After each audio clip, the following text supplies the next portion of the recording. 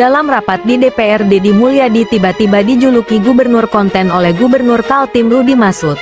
Tapi bukannya dihujat, publik justru bereaksi membela Deddy Mulyadi. Banyak yang menilai gaya komunikatif dan kontennya justru transparan dan berdampak. Bahkan disebut bisa menghemat anggaran miliaran rupiah. Banyak komentar-komentar yang justru mempertanyakan kinerja Gubernur Kalimantan Timur ini.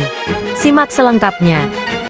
KDM atau Kang Deddy Mulyadi disebut gubernur konten sama gubernur Kaltim. Kemarin itu ya banyak banget yang komen di konten gua kemarin yang tentang Kang Deddy sama Aura itu. Terus waktu gua nge-live banyak banget yang bilang, "Cijes bahas dong itu KDM Kang Deddy dibilang gubernur konten sama gubernur Kaltim." Nah, gua bertanya-tanya gubernur Kaltim itu siapa? Gua kan FYP gua kan belakangan ini kan seringan tentang politik dan segala macam ya. Pokoknya politik-politik gitulah ya. Tapi gue gak pernah tahu gubernur Kaltim itu siapa dan yang mana tuh gue gak tahu. Dan setelah gue cari tahu, gue tetap gak tahu gubernur Kaltim itu siapa. Yang gue tahu istrinya. Gue aja ya tahu Kang Deddy itu karena konten-kontennya yang menunjukkan kinerja kerja nyata gitu loh, kayak belusukan, terus kayak nolong-nolong warga, terus kayak buka penyuluhan, ngasih saran ke warga dan segala macamnya. Itu gue tahu dari konten-kontennya beliau gitu loh. Setidaknya gue tahu kinerja beliau seperti apa, beliau mendekatkan diri ke warga masyarakat itu seperti apa. Itu terlihat nyata gitu loh. Justru gue pribadi malah setuju dengan gubernur yang dibilang gubernur konten ini gitu loh. Ya walaupun banyak yang bilang juga mungkin pencitraan dan segala macam, ya nggak apa-apa kalau pencitraan setiap hari kan sama dengan kerja. Karena gue tahu pencitraan itu capek sayang, pencitraan itu juga tidak mudah sayang. Yang penting kelihatan kerja. Daripada nggak ngonten, malah gue nggak tahu kinerjanya apa. Bahkan dia siapa aja gue justru nggak tahu, padahal udah gubernur gitu. Justru ya KDM Kang Deddy Mulyadi ini benar-benar bisa menurunkan budget iklan gitu ya, budget mungkin bisa disebut budget belanja iklan gitu ya untuk membahas kinerja beliau dan segala macam ke media-media. Itu bisa dipangkas dari 50M jadi 3M gitu. Nah kalau yang gubernur Kaltim ini gue nggak tahu gitu bisa mangkas berapa, bisa dipangkas atau malah naik gue nggak tahu. Balik lagi gue bilang gue nggak tahu dia siapa.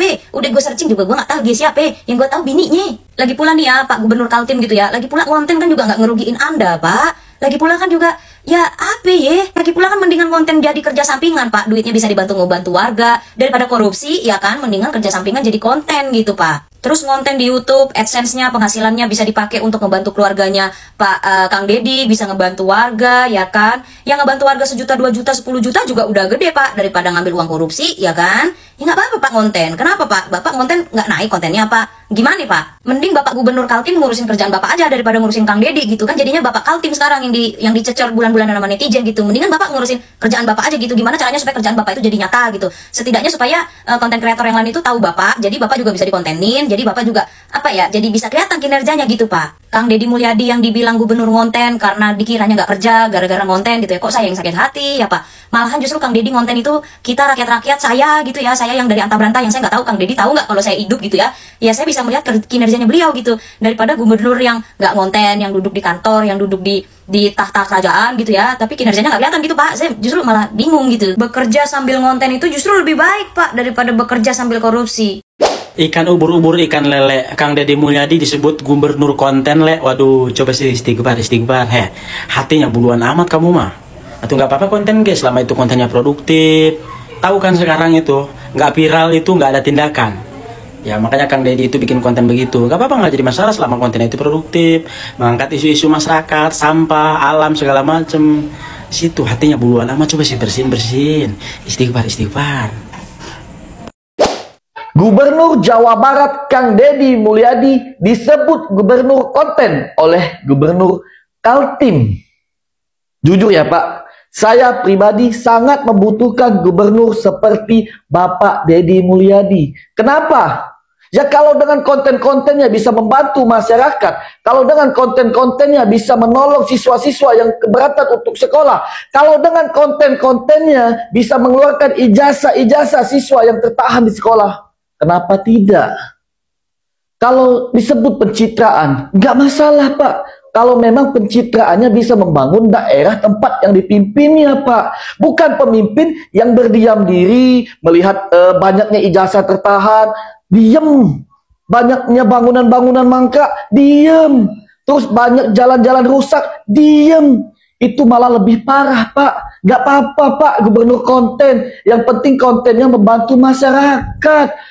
Konten-kontennya menolong masyarakat, bukan untuk pribadi, bukan gubernur yang memperkaya diri, bukan gubernur yang hartanya miliaran, tapi rakyatnya sengsara, buat jalan aja rusak Pak. Paham kan maksudnya? Oke, terima kasih. Guys, gubernur dari mana tuh yang bilang katanya Bapak Aing Gubernur konten cenah. Ai eta saha tanuanian ngomong gitu anjir. Aduh, jangankan gubernur konten, aku juga psikolog konten. Kalau orang bilang kayaknya begitu, biarin aja, yang penting kerja nyata, kerja yang memang menghasilkan sesuatu untuk masyarakatnya. Janganlah kalian itu mengotak-ngatik masalah konten dan segala. Terus Bapak sudah bikin apa?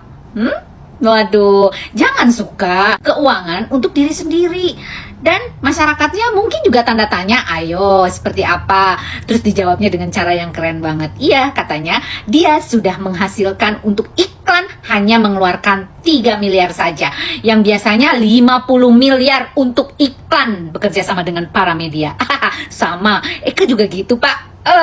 Orang lain nggak tahu pekerjaan saya itu apa. Yang jelas pekerjaan saya keliling dunia Pak. Dengan berdasarkan konten saya. Dan setiap harinya saya dapat berapa? Itu dari hasil konten Pak. Nah, sekarang Bapak bisa menghasilkan apa? Uangnya dari mana? Gitu loh, saya mau tanya. Ya, janganlah kayak seolah-olah Bapak mungkin bicara seperti itu, namun seperti tidak ada edukasi Pak di sana. Apalagi ini dalam forum yang resmi gitu ya. Nggak perlulah harus pakai ngeledek-ngeledek kayak gitu ya kan.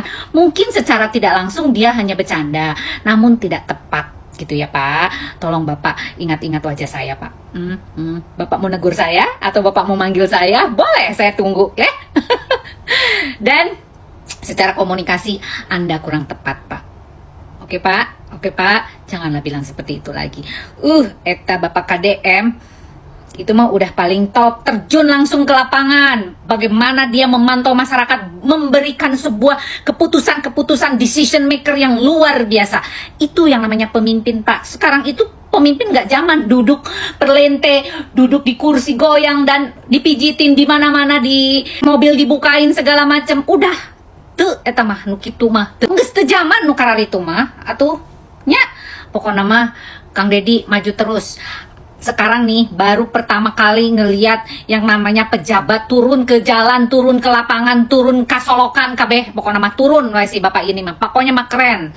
Saya mah tidak ini ya, tidak muji-muji, tapi ini nyata Pak, nyata. So, kalau ada aja 10 petinggi-petinggi di negara kita ini seperti dia, pasti negara ini nih, negeri Konoha ini pasti lebih keren, lebih bagus, lebih maju dan lebih segalanya. Mau kan negara maju? Jangan berkembang terus. Kalau berkembang terus gak ada kemajuan. Liur aing. Julukan gubernur konten mungkin terdengar nyeleneh. Tapi kalau kontennya membawa manfaat dan transparansi, bukankah itu justru yang dibutuhkan rakyat? Menurut kamu pemimpin yang aktif di media sosial itu pencitraan atau solusi? Tulis pendapatmu di kolom komentar serta jangan lupa like dan subscribe untuk video terbaru lainnya.